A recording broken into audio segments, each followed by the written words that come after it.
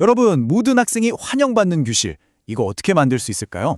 제가 최근에 정말 흥미로운 연수 프로그램을 하나 봤거든요. 바로 한국 교사들을 위한 프로그램이었는데 교실 속 다양성 문제를 완전히 다른 시각으로 보게 만드는 그런 거였어요. 그 해답의 실마리를 바로 캐나다에서 찾고 있더라고요. 맞아요. 사실 모든 이야기는 바로 이 질문에서 시작해야 하는 것 같아요. 정말 중요하잖아요.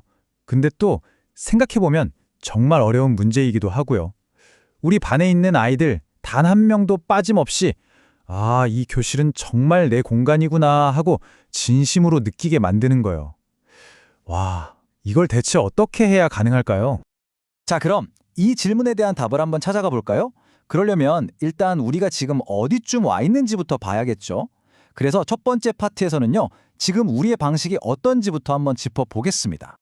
지금까지 우리나라의 다문화 교육은요, 대부분 지원 중심이었다고 볼 수 있어요. 이게 뭐냐면 다문화 배경을 가진 학생들을 특별한 도움이 필요한 친구들로 보고, 예를 들면 한국어 교육을 따로 해주거나 공부를 좀 더 도와주거나 이렇게 학교 생활에 잘 적응하도록 돕는 데 초점을 맞추는 방식이죠. 물론 이런 지원 정말 중요하고 꼭 필요합니다. 하지만 이것만으로는 뭔가 부족하다는 목소리가 나오기 시작한 거예요. 왜냐하면 이 지원 중심 방식에는 좀 아쉬운 점들이 있거든요. 생각해보세요. 특정 학생들한테만 집중하다 보면 우리가 의도한 건 아니지만 결과적으로 그 학생들을 다른 학생들과 구분짓게 될 수 있잖아요. 도움이 필요한 아이와 그렇지 않은 아이, 이런 식으로요. 결국 학교 문화 전체를 바꾸는 근본적인 해결책이라기보다는 일부 학생들을 위한 임시 방편, 그러니까 땜질식 처방에 머무를 수 있다는 거죠. 그럼 대안은 없을까요? 그냥 이대로 가야 할까요? 아닙니다. 바로 이 지점에서 우리가 캐나다 사례에 주목해야 할 이유가 등장합니다. 자, 두 번째 파트에서는 캐나다가 제시하는 아주 포용적인 해답을 한번 들여다보겠습니다. 캐나다 모델의 핵심, 딱 한 단어로 말하면 바로 포용입니다. 포용. 이게 진짜 중요한 개념이에요. 기존 방식이 다양성을 뭔가 해결해야 할 문제처럼 봤다면 캐나다 방식은 그 다양성을 모든 학생, 그러니까 다문화 학생뿐만 아니라 모든 학생에게 도움이 되는 아주 소중한 자산으로 보는 거예요. 이건 관점 자체가 완전히 180도 바뀌는 거죠. 자, 이 두 모델을 한번 비교해 볼까요? 딱 보면 차이가 확 느껴지실 거예요. 지원 중심은 특정 학생을 대상으로 하죠. 그래서 분리된 프로그램을 통해 적응을 돕는 게 목표예요. 반면에 포용 중심은 모든 학생이 대상입니다. 그래서 교육과정 자체에 이걸 녹여내서 모두가 다양성을 존중하게 만드는 게 목표고요. 보세요. 이건 그냥 방법만 살짝 바꾼 게 아니에요. 교육 철학 자체가 완전히 뒤바뀌는 그야말로 패러다임의 전환이라고 할 수 있습니다. 이게 그냥 좋은 말 대잔치가 아니라는 건 실제 캐나다 브리티시 컬럼비아주의 사례를 보면 바로 알 수 있어요. 그냥 세계 여러 나라의 문화를 알아봅시다, 이 정도 수준이 아니에요. 훨씬 더 깊이 들어가서 아예 반인종주의 교육을 적극적으로 합니다. 그리고 국어, 수학, 사회, 과학 모든 과목에 다양한 사람들의 관점을 자연스럽게 녹여내고요. 심지어 학생이 집에서 쓰는 말, 그 가정의 문화까지도 틀린 것이 아니라 학교의 아주 중요한 자산으로 대접해줍니다. 대단하죠? 와, 정말 멋진 철학인데, 근데 이런 걸 도대체 어떻게 우리 교실에 적용할 수 있을까요? 좀 막연하게 들릴 수도 있잖아요? 자, 그래서 세 번째 파트에서는 이 이론을 현실로 만드는 아주 구체적인 방법들을 살펴보겠습니다. 제가 이 연수 프로그램을 보고 진짜 감탄했던 게 뭐냐면요. 그냥 좋은 얘기 듣고 좋았다 하고 끝나는 게 아니더라고요. 딱 3시간짜리 워크숍인데 그 시간 안에 선생님들이 자기 교실에 돌아가서 바로 써먹을 수 있는 구체적인 무기를 손에 쥐어주는데 집중해요. 그 과정이 진짜 재밌어요. 한번 보세요. 첫 번째 단계에서는 캐나다 선생님들이 실제로 수업하는 영상을 보면서 저렇게 할 수도 있구나 하고 아이디어를 얻어요.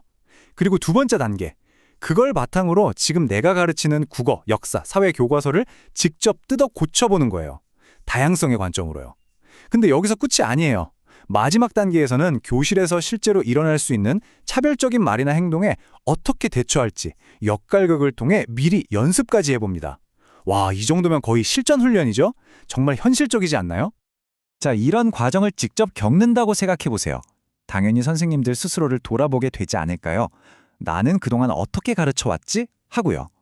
네 번째 파트에서는 바로 이 지점, 이 연수가 선생님의 역할을 어떻게 다시 생각하게 만드는지 한번 따라가 보겠습니다.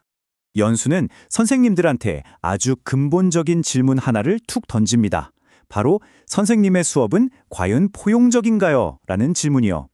내가 무심코 던진 농담이나 당연하게 생각했던 수업 방식이 혹시 어떤 아이에게는 상처가 되진 않았을까? 내 수업이 정말 우리 반 모든 아이들을 위한 수업이 맞을까? 스스로를 되돌아보게 만드는 거죠. 그리고 중요한 건 이 고민이 그냥 머릿속에서만 맴돌다 끝나지 않는다는 거예요. 이걸 아주 구체적인 약속으로 연결시킵니다. 바로 나만의 실천 계획을 세우게 하는 거죠. 근데 이 계획이 뭐 거창한 게 아니에요. 아주 작고 현실적인 약속 두 가지입니다. 첫째, 내 교실에서 당장 할 수 있는 딱 한 가지. 그리고 둘째, 우리 학교 전체에 제안해 볼 수 있는 아이디어 딱 한 가지. 바로 이 작지만 강력한 두 가지 약속을 통해서 연수에서 배운 내용이 진짜 내 것이 되고 실제 행동으로 이어지는 겁니다. 자, 이제 거의 다 왔습니다. 마지막 파트인데요. 그렇다면 이 모든 노력들이 궁극적으로 가리키는 방향은 어디일까요? 그 목표는 아주 명확합니다. 바로 모든 학생을 위한 교육이죠. 오늘 우리가 살펴본 이 변화의 흐름을 한눈에 정리하면 이렇습니다. 교육의 초점이 소수를 위한 지원에서 이제는 모두를 위한 포용으로 바뀌고요. 대상을 개별 학생 한 명 한 명에서 우리 반, 우리 학교 전체로 넓히는 겁니다. 그리고 그 시야는 학교 담장을 넘어서 우리가 사는 지역사회까지 뻗어나가는 거죠. 이게 바로 교육의 중심축 자체가 이름하는 정말 거대한 변화라고 할 수 있습니다. 결국 가장 중요한 핵심은 이거예요. 그냥 새로운 교육 기술 몇 가지를 배우는 게 중요한 게 아닙니다.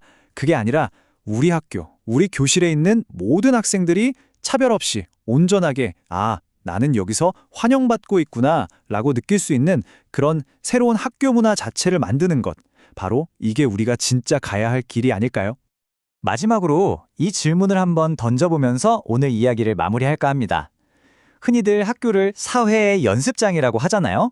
아이들이 앞으로 살아갈 사회를 미리 연습하는 곳이라는 뜻이죠. 자, 그렇다면 지금 우리의 교실은 우리 아이들이 어떤 사회를 만들어가도록 연습시키고 있는 걸까요? 이 질문 한 번쯤 깊이 생각해 보면 좋겠습니다.